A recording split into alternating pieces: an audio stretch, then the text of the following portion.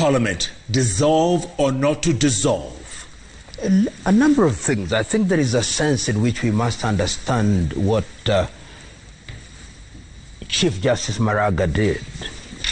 The Constitution does enjoin the National Assembly to enact legislation to deal with the two-thirds gender rule.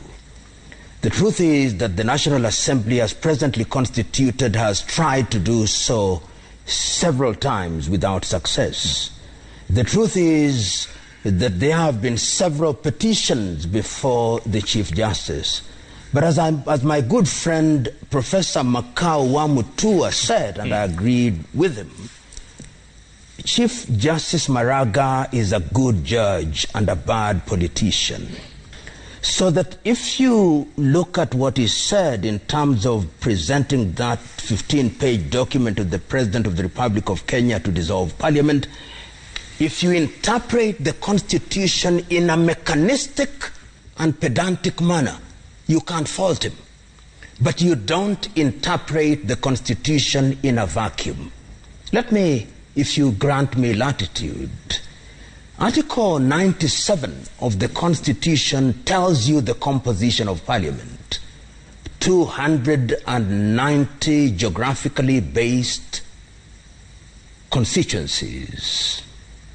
47 representatives from the 47 counties. 12 nominated members of Parliament representing the youth and representing persons with disability and marginalized communities. That is Article 97. Article 98 tells you about the composition of the Senate. It tells you that you'll have 47 senators who shall be drawn from the 47 counties. You shall have 16 nominated women. You shall have 2 nominated persons, man and woman, representing youth. You shall have 2 nominated senators representing persons with disability, which means that the size of Parliament is established by the Constitution.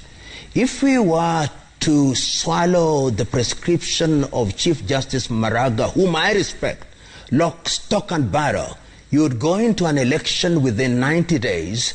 That election will possibly produce a house which in itself is still, given our patriarchal society, weighed heavily in favor of men. You would not have solved the problem. What then do you need to do?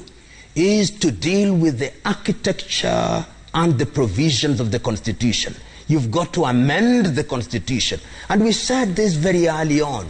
When on the 26th day of February, the year 2014, Parliament, in its wisdom, set up a working committee and instructed the then Auditor General of the Republic of Kenya, Edward Ouko, to undertake a socio-economic audit of the Constitution, which was done in the year 2016, and that is in the public domain. And what Ouko then said, that in order to solve the gender problem, we've got to go into a mixed member proportional representation. And if you look at the prescription of the committee of experts, you go down to the Bomas of Kenya, we made that particular prescription. Of course, the politicians messed up the harmonized draft at Naivasha, and we now find ourselves with an architecture of the Constitution that does not allow that to be implemented. So, in a nutshell, what I'm saying, that technically, mechanistically, Maraga is right. But that is what I call judicial sentimentalism. And I want you to read paragraph 26 of Maraga's report to the President of the Republic of Kenya. This is what he says, and I quote almost verbatim, that you cannot have gain without pain. Kenya must allow this to happen so that we must gain. But what he forgets is that once you dissolve Parliament now, then you have no body to allot money to all organs, including the judiciary. That is what, if you allow me a little drama, is called Samson, destroy yourself and the Philistine syndrome.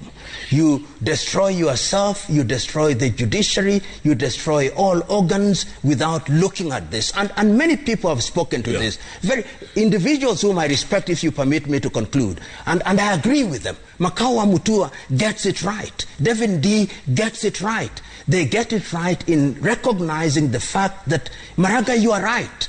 You are right if you are giving an opinion to a moot court at the university, but you are dealing with Kenya, where they are live human beings. Therefore, what we would have expected is for a prescription that allows that certain amendments to the Constitution be undertaken. And he mentioned the BBI. And allow me a little latitude, Jeff. You've had a lot of latitude. How many latitude? Professor, you've had a lot of latitude. Allow me a lot of latitude. I'm about to look up latitude in the dictionary. Allow me a little latitude. What is the BBI? The BBI has been characterized in two ways. There are those who believe that the BBI is a Trojan horse which is being used by Mzee Raila Odinga in order to become the president of the Republic of Kenya. I do not know and I do not care. There are those who believe that the BBI is a pacifier that allows President Uhuru Muigai Kenyatta to serve his legacy and to fulfill his big four agenda items. I do not care.